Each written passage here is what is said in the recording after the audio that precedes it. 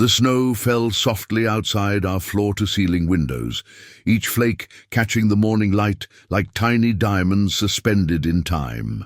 Christmas morning had always been my favorite day of the year, the one day when the weight of my responsibilities seemed to lift, when I could pretend that everything in my carefully constructed life was exactly as it appeared. I stood in the kitchen of our Westchester estate, watching the coffee machine drip dark liquid into the crystal carafe my wife, Victoria, had insisted we buy in Paris last spring. Everything in our home was expensive, imported, perfect, just like the life we'd built together over the past 15 years. "Daddy!" The voice was bright, cheerful, and it made something twist uncomfortably in my chest. I turned to see Emma, my 12-year-old daughter, standing in the doorway wearing her red Christmas pajamas, her dark hair cascading over her shoulders. "Good morning, sweetheart," I said, forcing warmth into my voice. "Merry Christmas. Merry Christmas, Daddy." She practically bounced into the kitchen, but there was something in her eyes, a brightness that seemed almost calculating. No, I was imagining things. She was just excited about Christmas. Emma moved to the counter where an elaborate tea service was already set up. I hadn't noticed it before, the delicate porcelain pot, 2 matching cups, the arrangement of loose tea leaves and herbs in small glass containers. "I made you something special," she said, her voice taking on a strange quality. "A special Christmas tea. I've been learning about different herbs in my science class, and I wanted to create something just for you." She began preparing the tea with surprising precision, measuring ingredients with small silver spoons, her movements practiced and deliberate. The herbs had a strange, earthy smell. "That's very thoughtful of you, Emma," I said, moving closer. "What's in it?" "Oh, just some special ingredients," she said, not meeting my eyes. "Chamomile for relaxation, valerian root for peace, some other things I found in Mom's herb garden. I wanted Christmas to be perfect for you, Daddy. You work so hard. You deserve to relax."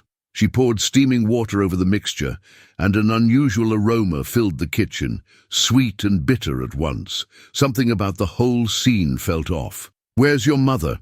I asked, accepting the delicate cup she offered me. "She said she had an important call," Emma replied, pouring herself a cup. "Some business thing. She'll be down soon." Of course, Victoria always had business to attend to, even on Christmas morning. My wife was VP of operations at Morrison and Hale, one of the largest pharmaceutical companies on the East Coast. Her ambition had always been attractive to me, even if it meant she was rarely fully present. Emma raised her cup, her eyes fixed on mine with an intensity that made me uncomfortable. "Let's make a toast, Daddy, to family, to truth, to getting exactly what we deserve." Something in her phrasing made my blood run cold. The way she said "what we deserve" had an edge to it, a meaning beyond the words themselves. And in that moment, a memory surfaced, unbidden and unwelcome. 3 weeks ago, I'd been in Emma's room looking for her iPad. While searching through her desk drawer, I'd found something strange. A notebook filled with detailed notes about various plants and herbs, their properties, their effects on the human body. At the time, I dismissed it as schoolwork, but some of the notes had been disturbing. Notes about dosages, about symptoms, about how certain combinations could cause everything from mild sedation to severe illness. I'd meant to ask her about it, but then a crisis had erupted at my company, and it had slipped my mind, until now. I looked at my daughter, really looked at her, and saw something I'd never noticed before. Behind her bright smile was something harder, something older than her 12 years. Her hand was steady as she held her cup, waiting for me to drink, waiting. If you're enjoying this story so far, please hit that subscribe button. Trust me, you won't want to miss where this is going. The truth is darker than you could imagine. "You first," I said suddenly. "Ladies first, right? That's what I always taught you." Something flickered in Emma's eyes. Just for a moment the mask slipped, and I saw something that chilled me to my core. Anger, calculation, and beneath it all, a deep, aching sadness. "Actually, Daddy," she said, her voice taking on that strange quality again, I think you should drink first. This is for you. I made it specifically for you. I insist, I said, keeping my tone light but firm. I want to see if my daughter approves of her own creation first. We stood there in a standoff, Christmas music playing softly, snow falling peacefully outside, and a cup of potentially poisoned tea between us. Fine, Emma finally said, but her smile had frozen. But then you have to drink yours, too. Promise. I promise, I lied. She raised the cup to her lips and took a small sip, barely enough to wet her lips. She'd barely let the liquid touch her mouth. The way her tongue had stayed behind her teeth, preventing her from actually swallowing. She was 12, but she'd learned to fake drink like a seasoned actress. Fear turned to ice in my veins. My daughter had just tried to drug me, possibly poison me, and she'd done it with the confidence of someone who'd planned it carefully. Actually, I said, I just remembered I'm not supposed to have tea this morning. Stomach's been a bit upset. I moved to set the cup down, but Emma's hand shot out, gripping my wrist. Her fingers were small but strong. No, Daddy, you have to drink it. Please, it's important. It's the only way. The only way for what, Emma? The only way for the truth to come out, she whispered. The only way for you to understand what you've done. What I've done. The kitchen door swung open, and Victoria swept in, phone pressed to her ear. She held up one finger, wait 1 minute, and continued her conversation. Emma's eyes darted between her mother and me, panic flashing across her face. She released my wrist and stepped back, her eyes pleading with me to drink. I didn't understand what was happening, but I knew one thing. I needed to find out what was in that tea, and I needed to find out what my 12-year-old daughter knew. So, I decided to play along. Victoria ended her call and smiled at us, that practiced perfect smile she'd perfected for boardrooms. Merry Christmas, darling. Sorry about that. Crisis at the Singapore facility. She moved to the coffee maker without really looking at either of us. This was normal for our family, Victoria in her own world, Emma seeking attention, and me in the middle. Emma made me special Christmas tea, I said, watching my daughter's face. Want to join us? Victoria glanced up briefly. Tea? You hate tea, Richard. You always say it. Tastes like hot leaf water. She was right, but Emma had known I'd drink it anyway, out of politeness, out of parental obligation. Emma went to such trouble, I said, meeting my daughter's eyes. I thought I'd make an exception for Christmas.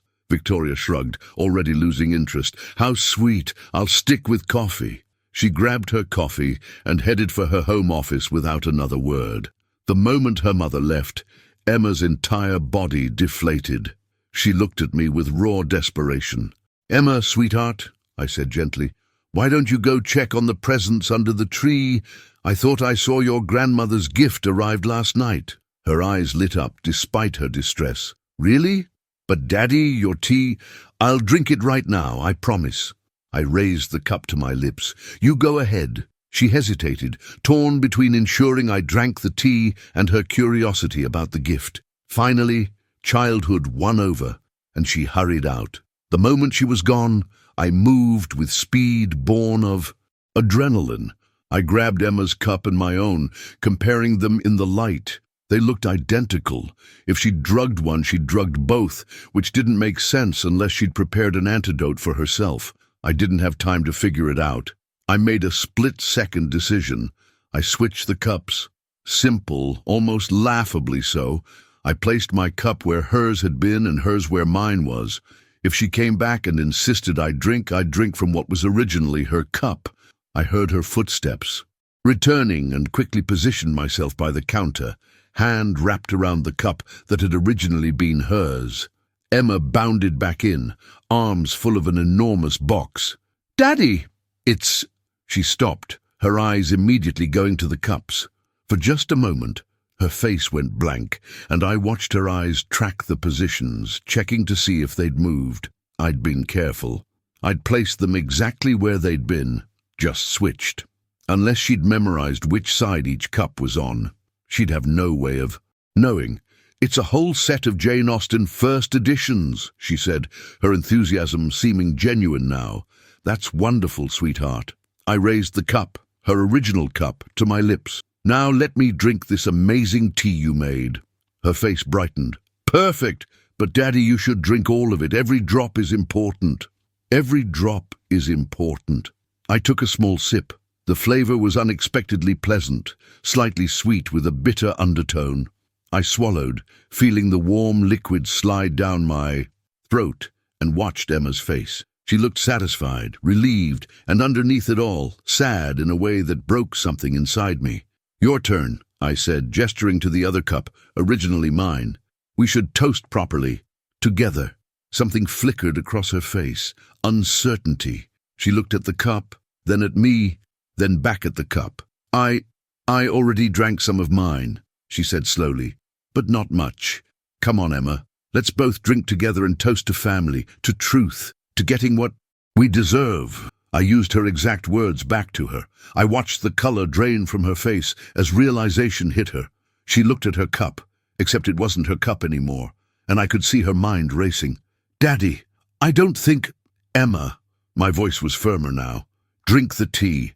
You made it. You keep insisting it's special, so drink it with me. Now." Tears spilled down her cheeks. Whatever had driven my little girl to this point, seeing her cry made me want to take it all back, but I couldn't. We'd crossed a line. "I can't," she whispered. "Please, Daddy, don't make me." "Why not? What's in it, Emma? What did you put in the tea?" She shook her head violently. "It wasn't supposed to be like this. You were supposed to drink it. Just you. Not me. Never me." "What would have happened if I'd drunk it?" She collapsed into one of the kitchen chairs, her whole body shaking with sobs. "You would have gotten sick. Really sick. Sick enough that you'd have to go to the hospital. And at the hospital, they would have run tests, blood tests. And those tests would have shown—" She trailed off. "Shown what?" I demanded.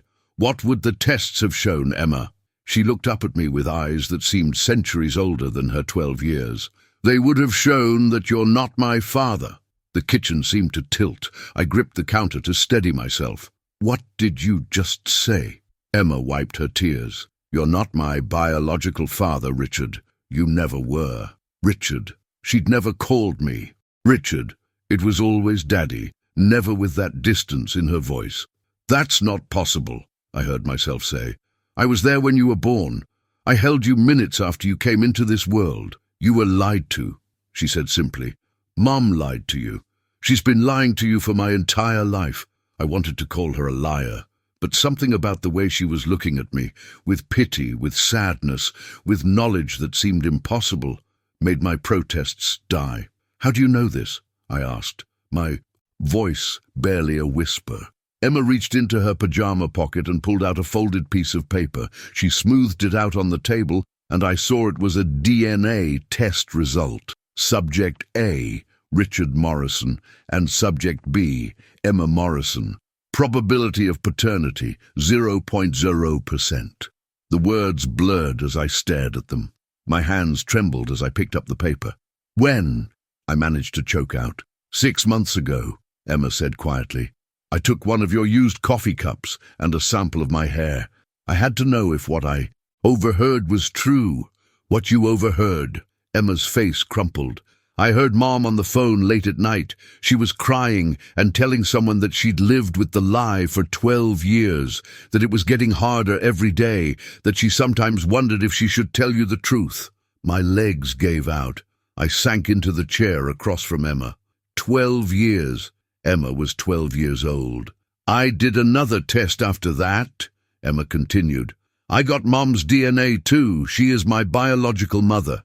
You're just not my biological father." "Who?" The word came out as a croak. "Who is your biological father?" Emma shook her head. "I don't know. The DNA test only tells me who you're not. But Mom knows, and I think he might be someone we both know." My mind raced through possibilities. Victoria's co-workers, our friends. Had I been shaking hands with my wife's lover for 12 years? "Why the tea?" I asked, my voice hollow. "It wasn't poison," Emma said quickly. "It was a mixture that would have made you very sick, vomiting, dizziness, rapid heartbeat, symptoms that would have landed you in the emergency room, and once there, they would have run blood work. And I made sure to include herbs that would show up as concerning. They would have looked deeper. You have a rare blood type, Daddy. Richard, she corrected herself. AB negative. Only 1% of the population has it. And when they taught us about genetics in science class, I realized something was wrong.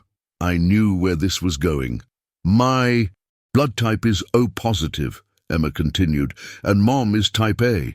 When I looked up the genetic combinations, I found out that two parents with A and AB blood types can't have a child with O positive. It's genetically impossible. She'd figured it out. My 12-year-old daughter had figured it out. The evidence had been there all along, written in our very blood. So you decided to force the truth out, I said, feeling numb, by making me sick enough that tests might reveal the discrepancy. I didn't know what else to do, Emma's voice broke. I tried to tell you so many times, but then I'd see how happy you were, how much you loved being my dad, and I couldn't do it. So I thought if you found out from doctors, it would be cleaner, less like I was betraying you, by poisoning me. I didn't want to hurt you. I just wanted you to know the truth. I wanted Mom to face consequences for what she did to you, to us. I looked at my daughter because she was still my daughter, blood be damned, and saw the weight she'd been carrying, 6 months of knowing this terrible secret, shouldering it alone. Why didn't you come to me? I asked. Why didn't you just show me the DNA test?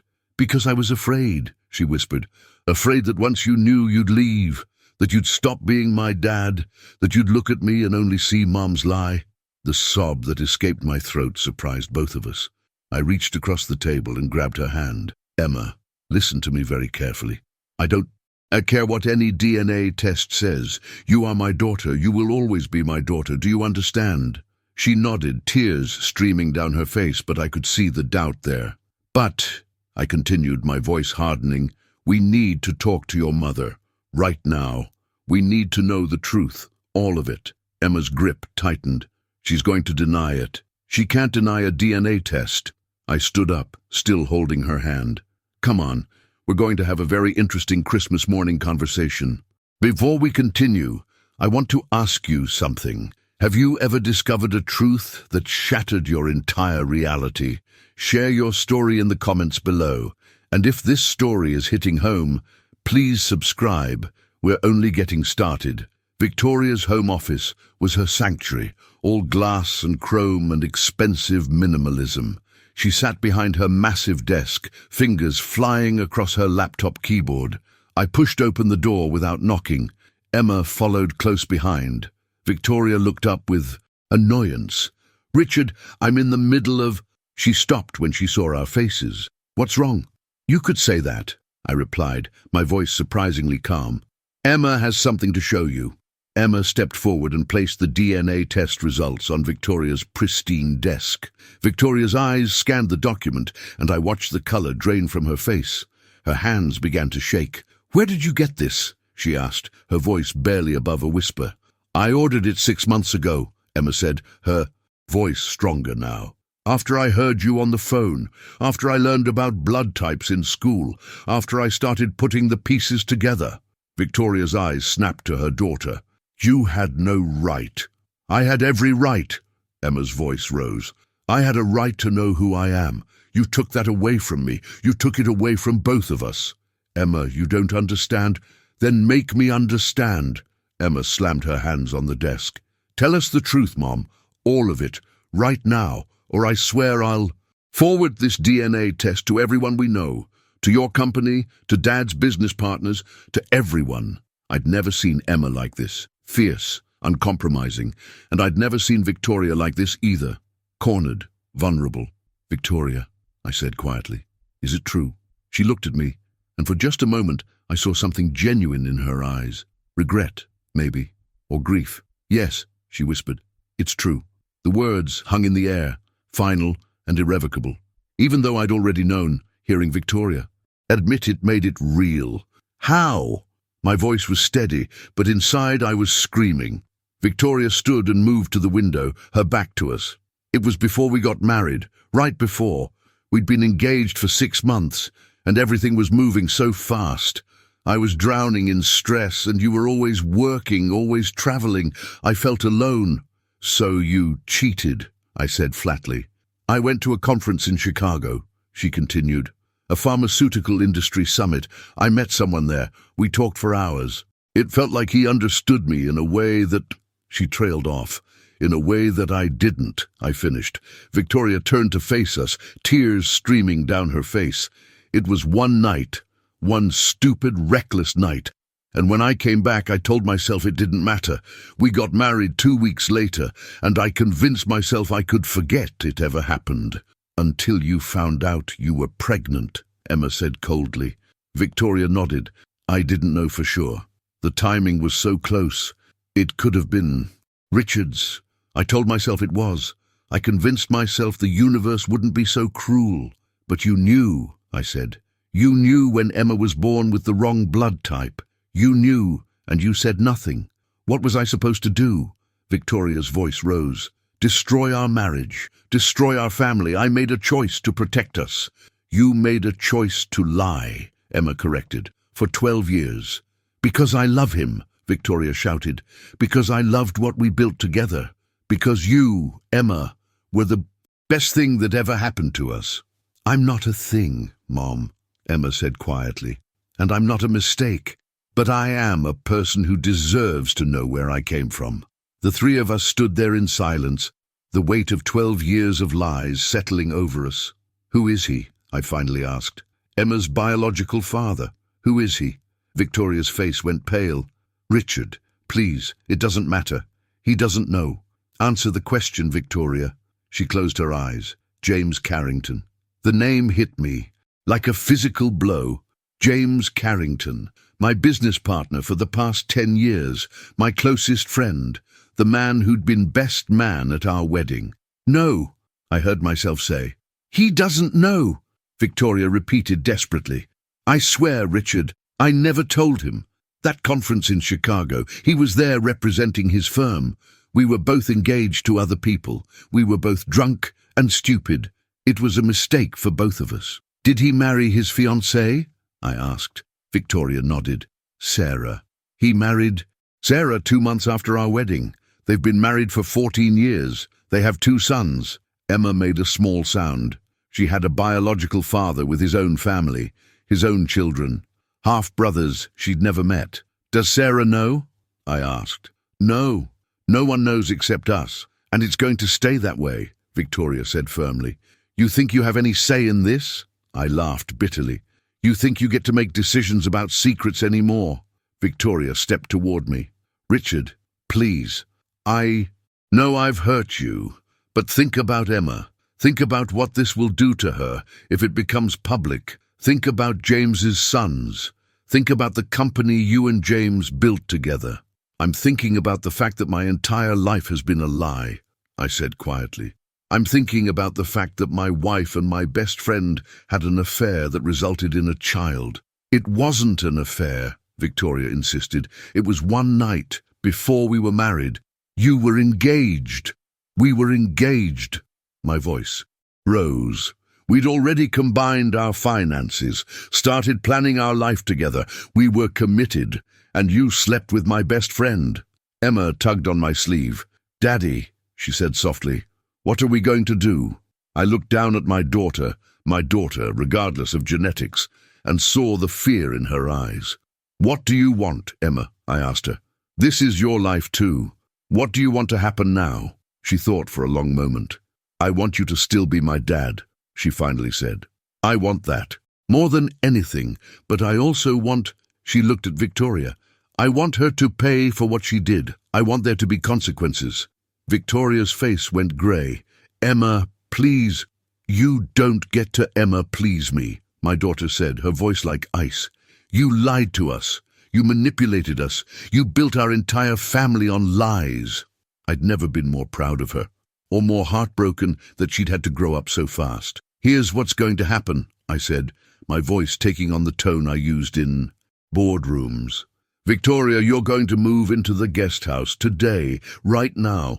Richard, you can't just kick me out. It's my house, I interrupted. My name on the deed. You wanted separate finances, remember? So this house is mine and you're leaving. Victoria's mouth opened and closed. Secondly, I continued, you're going to write a full confession, everything, and you're going to give me sole custody of Emma. I will not. Yes, you will, because if you don't, Emma is going to forward that DNA test to everyone we know, and I'm going to make sure James Carrington finds out he has a 12-year-old daughter. I'm going to make sure Sarah finds out her husband betrayed her. I'm going to burn down both our lives and yours. It was mostly a bluff. I didn't actually want to destroy James's family, but Victoria didn't know that. You wouldn't, Victoria whispered. You wouldn't hurt James's sons. Try me, I said coldly. You've lied to me for 12 years. You have no idea what I'm capable of anymore. Emma squeezed my hand and I squeezed back. Victoria looked between us, seeing the united front. Finally, she nodded slowly. Fine, I'll move to the guest house. I'll sign whatever you want. But Richard, her voice broke. I did love you. I do love you. And I love Emma more than anything in this world. You protected yourself, I corrected. Don't rewrite history now and call it love. Victoria turned away. I'll pack a bag, she said quietly, and left. Yeah. Moment she was gone, Emma collapsed into me, her whole body shaking. I held her, stroking her hair. It's going to be okay, I whispered. I promise. We're going to get through this. I'm sorry, she sobbed. I'm sorry I tried to poison you. I'm sorry I'm not really yours. Stop, I said firmly. You are mine. You are my daughter. A piece of paper doesn't change that. Do you understand me? She nodded, but I could see the doubt still lingering. We're going to get through this, I repeated. You and me, together. I held her and watched the snow fall outside and wondered how many other families had secrets like this buried beneath their perfect facades. The week between Christmas and New Year's was a whirlwind of legal consultations and cold reality. Michael Chen, my attorney, had been shocked when I showed him the DNA test results. The DNA test gives you leverage, Michael explained in his corner office. Victoria's paternity fraud, and yes, that's legally what this is, can be grounds for fraud-based claims. But Richard, you need to understand something important. He leaned forward. In the eyes of the law, you are Emma's father. You've been acting as her father for 12 years. You're named on the birth certificate. Even if the DNA test proves you're not her biological father, that doesn't automatically terminate your parental rights or responsibilities. I don't want to terminate anything, I said quickly. Emma is my daughter. I want full custody. And that's in your favor. But Victoria will fight this. The court will look at what's in Emma's best interest. Over the next days, Michael filed separation papers, initiated custody proceedings, and began untangling Victoria's and my financial life. Despite her claim of keeping finances separate, we'd become intertwined over the years. Victoria hired her own attorney, Patricia Walsh, who had a reputation for winning ugly divorces through ruthlessness. The day I received Patricia's first letter, I knew this would get nasty. Emma spent that week in limbo. She went back and forth between the main house and guest house, following a temporary arrangement. I hated every minute she was gone, terrified Victoria would manipulate her. But Emma came back each evening steady. She was polite with Victoria, but distant. The easy affection was gone, replaced by something more formal. My daughter was protecting herself. On New Year's Eve, I found myself back in Michael's office for an urgent meeting. We have a problem, Michael said.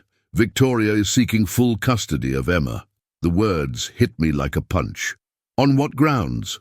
Her argument is that you're unstable, that you've kicked her out on Christmas Day, that you're turning Emma against her, that you're acting irrationally due to emotional distress.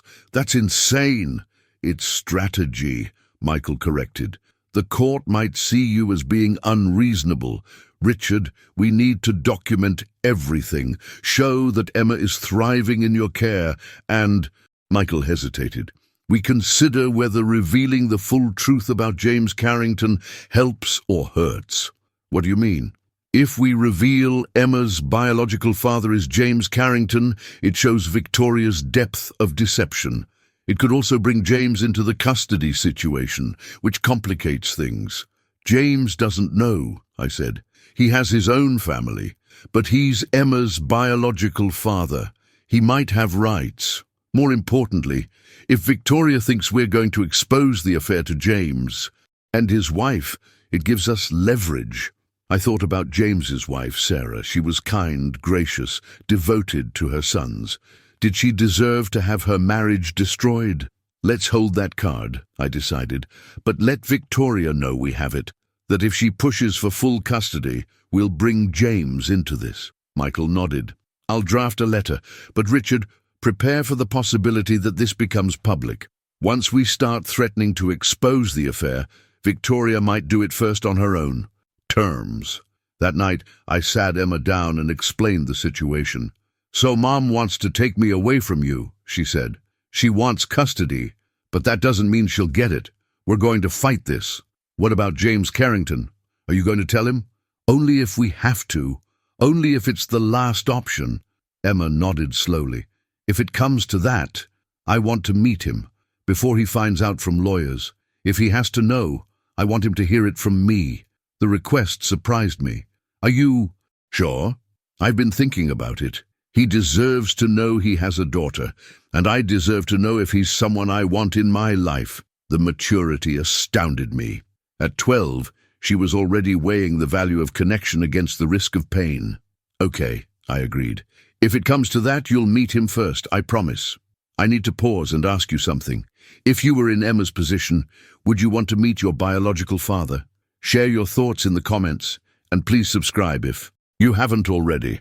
This story is building to a conclusion that will challenge everything you think you know about family. 3 weeks into January, Victoria's attorney upped the ante. Patricia Walsh filed a motion for emergency temporary custody, claiming Emma was in an emotionally harmful environment.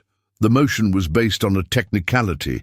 Emma had mentioned to a school counselor that she'd made special tea over the holidays. The counselor had filed a report with Child Protective Services. Now CPS was involved. This is exactly what Victoria was planning, Michael said grimly. She knew about Emma's tea incident. She's weaponizing it. We need to get ahead of this, Michael continued. I recommend you voluntarily cooperate with the CPS investigation. Show them you have nothing to hide. And what do we tell them about the tea? The truth. That Emma was under extreme emotional distress after discovering a family secret. That she made a poor choice, but you handled it appropriately. That you're working with a therapist. I wasn't. I'll set that up today. The CPS investigator, Susan Bradford, arrived 2 days later. She interviewed Emma for over an hour, then inspected our home. I waited in my study, trying not to imagine all the ways this could go wrong. Finally, Susan knocked. Mr. Morrison, I need to ask about the incident Emma described. I'd rehearsed this. Emma was under extreme emotional stress. She'd discovered disturbing information about our family. She made a poor decision in how to handle it. And your response? I ensured neither of us consumed the tea. I talked to her about why her actions were wrong, and I've arranged for her to begin weekly therapy. Susan made notes. Emma tells me she was trying to expose a lie her mother had been telling. Can you elaborate? This was dangerous. Emma discovered there were questions about her paternity. It was handled badly by all adults involved, and Emma felt trapped. So the tea was intended to harm you? The tea was intended to make me sick enough to go to the hospital, where tests might reveal certain medical information. Emma wasn't trying to hurt me permanently. She was trying to force the truth. Susan studied me. That shows impressive calculation for a 12-year-old. Emma is very intelligent, I said simply. Has the paternity information been verified? I handed her the DNA test results. She read them carefully. This must have been difficult, she finally said. It's been devastating, for all of us, but especially for Emma. 2 days later, I received Susan's report. It concluded that while Emma had shown concerning judgment, There was no evidence of ongoing risk, and she appeared to be thriving in my care. The report recommended family therapy, but did not recommend removing Emma from my custody.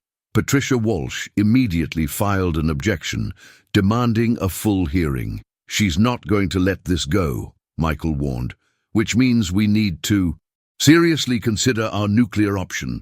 "James Carrington," I said, "exactly. If we bring him into this, it undermines Victoria's entire custody claim."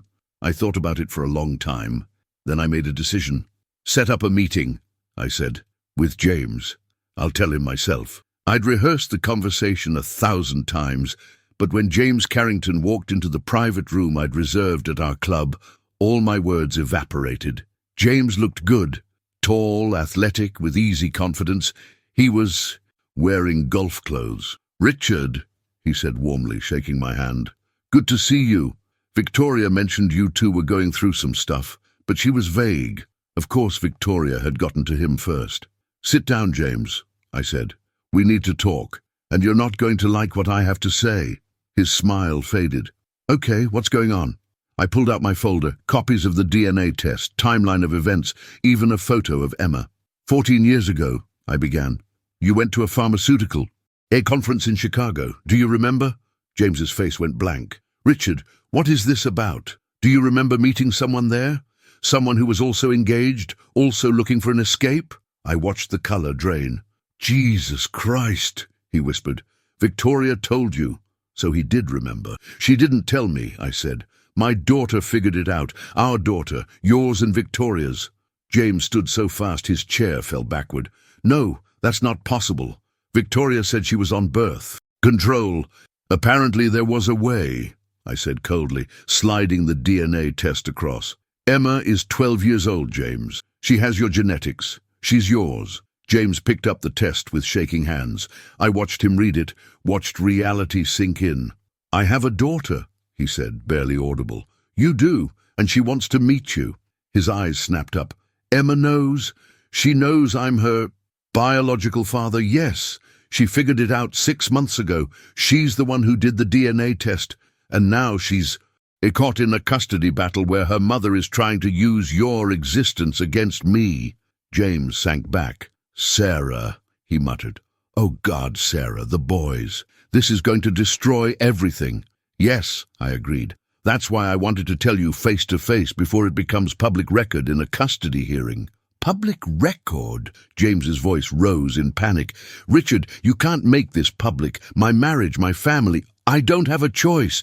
Victoria is claiming I'm unfit. She's trying to take Emma away. The only way to fight that is to expose the truth, which means exposing your affair." "It wasn't an affair," James said weakly. "It was one night before either of us were married." "You know that distinction won't matter to Sarah," I said, "or to your sons, or to anyone." James put his head in his hands. We sat in silence. "What does Emma want?" James finally asked. "Does she want me to be her father?" "She wants to know who you are. Beyond that, I don't think even she knows. She's 12, James. She should be worrying about school, not navigating this emotional minefield." "Her father is you," James said quietly. "Whatever my DNA says, you're the one who raised her. You're her real father. I know that. Emma knows that. But the law cares about biology." James paced the room. "What if I voluntarily relinquish any parental rights? Sign something saying I don't want custody, that I support you being Emma's legal father? That might help. But it doesn't change that Victoria is Emma's biological mother and has legal rights. Then what do you need from me?" "I need you to tell the truth about the affair, the timeline, the fact that Victoria knew there was a possibility Emma wasn't mine. I need you to testify, if it comes to that." James's face went pale. "Richard, if I do that, I lose everything. My marriage, my relationship with my sons, probably my position. You're asking me to destroy my life. Victoria asked me to live in ignorance for 12 years. I countered. Emma asked for nothing except the truth. I'm asking you to do the right thing, even though it's going to hurt." We stared at each other, former best friends now connected by the worst possible circumstances. "I need to talk to Sarah," James finally said. Before this becomes public, I need to tell her myself. Give me that much. You have until Monday, I said. My attorney is filing an amended response Tuesday. If we're including your testimony, I need your answer by then. James nodded, looking 10 years older. And Emma? When can I meet her? Whenever you're ready. But James, I waited until he met my eyes. If you meet her, you need to be all in.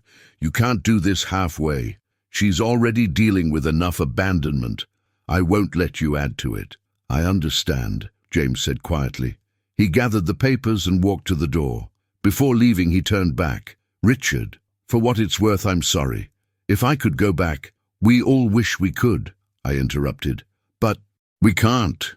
We can only move forward. So decide what forward looks like and let me know. After he left, I sat alone watching the sun set, wondering if I'd done the right thing or simply ensured more people would be hurt. Sarah Carrington found out on Sunday morning.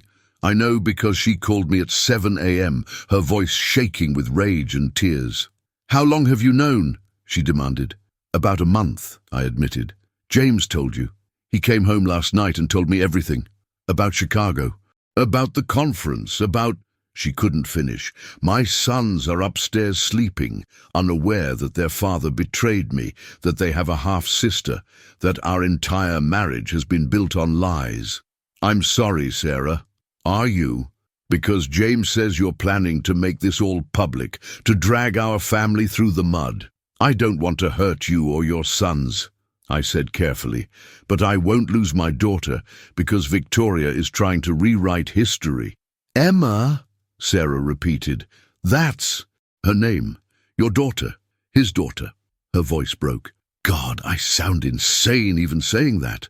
This situation is insane, I agreed. And what matters most to you is Emma, Sarah said, understanding. Not my marriage, not my family's reputation.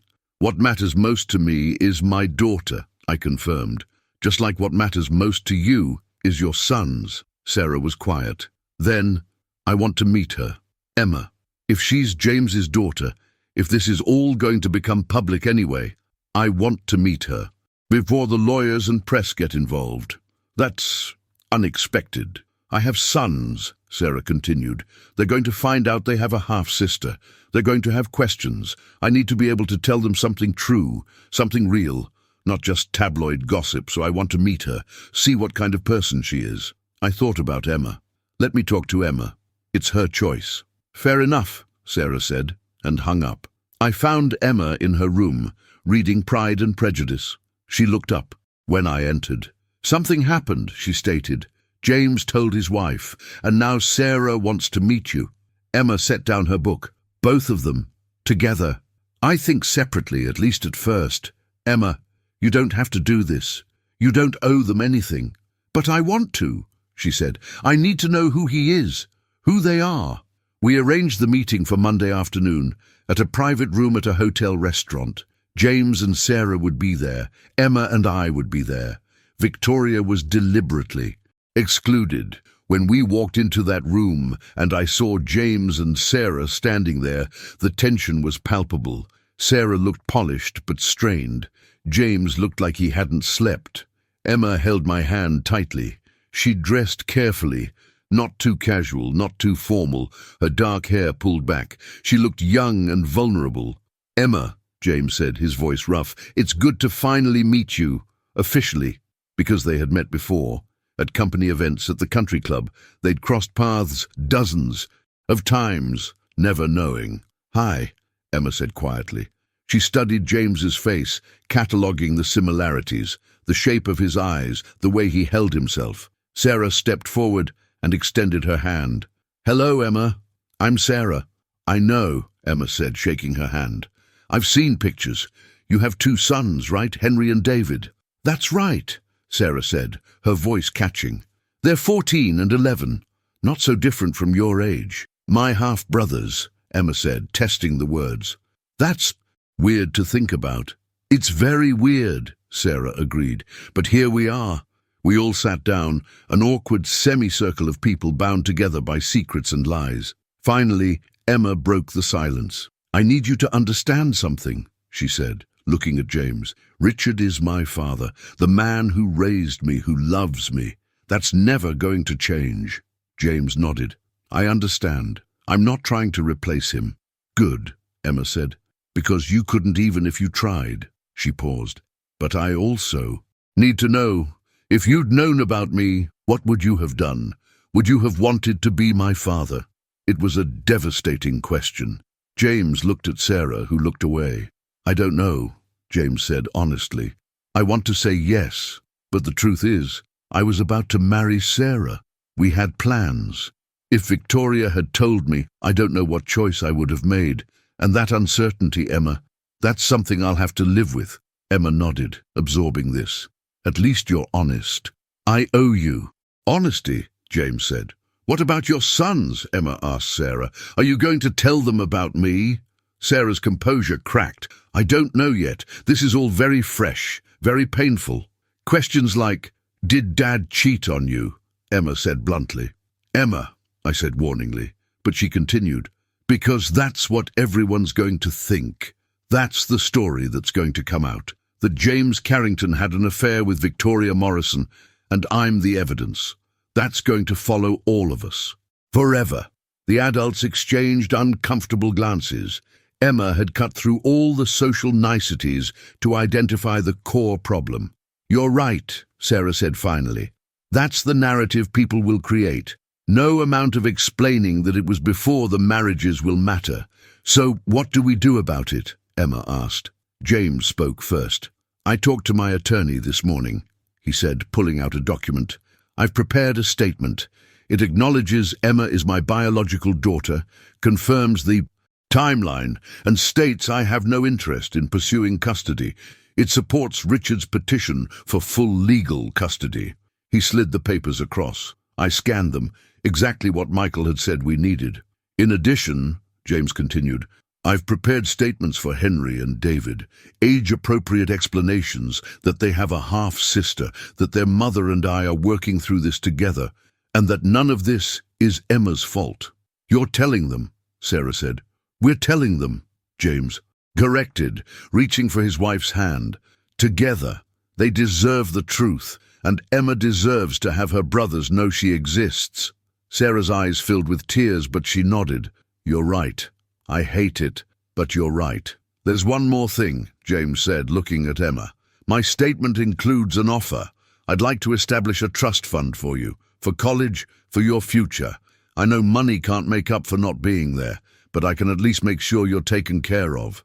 "I don't want your money," Emma said immediately. "I want—" She trailed off. "What do you want, sweetheart?" I asked gently. Emma looked around the table. "I want everyone to stop pretending," she finally said. "I want Mom to admit what she did and why it was wrong. I want the truth to be known, but I also want—" She paused. "I want a chance to know my brothers. Not right away, maybe not for a while, but someday. I want to know I have family out there who knows who I am." "You'll have that," Sarah said, her voice thick with emotion. "I promise, Emma.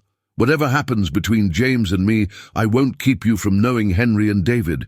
They'll know about you, and when they're ready, if you're ready, you'll have the chance to build that relationship. It wasn't everything. It wasn't perfect, but it was something." The meeting ended with awkward goodbyes and promises to stay in contact through attorneys. As Emma and I walked to our car, she was quiet. "That wasn't what I expected," she finally said. "What did you expect?" "I don't know. Anger, maybe. Denial, more drama. But they were just people. Sad, complicated people trying to figure out an impossible situation." "That's all any of us are," I agreed. The custody hearing was scheduled for 3 weeks later. In the interim, James filed his statement as promised. The media somehow caught wind of the story, probably through a courthouse clerk. The headlines were everything I'd feared. Pharmaceutical executives' secret love. Child revealed, corporate scandal. Paternity fraud rocks, elite family. Wife's deception leads to DNA revelation. Our lives became public entertainment. Reporters camped outside. Emma's school increased security. My business suffered, but something unexpected happened. People started reaching out, others who'd been through paternity fraud, who'd discovered family secrets. Emma received letters from teenagers dealing with identity crises, from people who understood. And in those letters, Emma found proof that she wasn't alone. The custody hearing arrived. Victoria showed up with Patricia Walsh and a prepared statement. I had Michael, James's testimony, Sarah's corroborating statement, and most importantly, I had Emma. The judge, Judge Martinez, heard both sides. She reviewed the DNA evidence, read statements, and listened to testimony. Then she asked to speak to Emma privately. I watched my daughter walk into the judge's chambers, her back straight, her courage evident. She was 12, but she carried herself like someone who'd survived a war. 30 minutes later, she emerged. Her face gave nothing away, but she came directly to me and took my hand. Judge Martinez returned and delivered her ruling. This case presents unique challenges, she began. We have a mother who committed paternity fraud, a legal father who is not the biological father, a biological father who never knew of the child's existence, and most importantly, we have a child caught in adult dysfunction. Victoria shifted uncomfortably. I held Emma's hand tighter. The law recognizes that biology does not solely determine parenthood, Judge Martinez continued. Mr. Morrison has acted as Emma's father for 12 years. He has provided for her, raised her, loved her, and established a legal parental relationship. The DNA test, while relevant, does not automatically terminate his rights. Hope rose in my chest. However, the judge continued, and my hope plummeted. Ms. Morrison is Emma's biological mother and has legal rights. Despite her deception, there's no evidence she's been an unfit parent. No, this couldn't be happening. That being said, Judge Martinez looked directly at Emma. I've spoken with Emma extensively. She's an exceptionally mature young woman who has demonstrated remarkable emotional intelligence. While the court typically doesn't give significant weight to a 12-year-old's custody preferences, in this case, Emma's wishes are clear, consistent, and well-reasoned. Emma squeezed my hand. Emma has expressed a strong desire to remain primarily with Mr. Morrison, whom she considers her true father. She has also expressed willingness to maintain a relationship with her mother, but feels their trust has been damaged. Your Honor, Victoria started to stand, but Patricia pulled her back down. Therefore, Judge Martinez announced, I'm granting primary physical custody to Mr. Morrison, with Ms. Morrison receiving supervised visitation rights for the first 6 months, transitioning to regular visitation pending successful completion of family therapy. Both parents will maintain legal custody with joint decision-making, though Mr. Morrison will have final authority on day-to-day decisions. I couldn't breathe. Emma was pressing her face into my side. Additionally, the judge continued, I'm ordering all parties to engage in family therapy. Ms. Morrison, you will need to work on rebuilding trust with your daughter. Mr. Morrison, while you're the wronged party, you'll need to support Emma's relationship with her mother rather than using this as punishment. I nodded, not trusting myself to speak. As for Mr. Carrington, Judge Martinez looked at where James sat in the back. The court acknowledges your biological relationship and appreciates your statement. Should you wish to establish a relationship with Emma, the court recommends mediated meetings arranged through the family therapist at Emma's pace. She banged her gavel. This court is adjourned. Emma and I stood there, holding each other, while Victoria gathered her papers. She looked at us once before leaving, a long, complicated look that held regret and anger and grief. Daddy, Emma whispered. We did it. We did, I agreed, my voice rough. Outside, reporters shouted questions, cameras flashed. But I kept my arm around Emma and walked straight to our car without comment. This was our victory, our resolution. That night, back in our house, our home, Emma and I sat in the living room. What happens now? Emma asked. Now, I said, we heal, we rebuild, We figure out how to be a family that's honest about its scars instead of pretending they don't exist. And Mom? Your mom made terrible choices, but she's still your mom, and you'll have a relationship with her if you choose to. That's your decision, Emma. Emma nodded thoughtfully. What about James, and Sarah, and Henry and David? That's your choice too. There's no rush. We'll take it slow, and when you're ready, if you're ready, you'll have half-brothers who want to know you. Do you think they'll like me? Emma asked, suddenly vulnerable.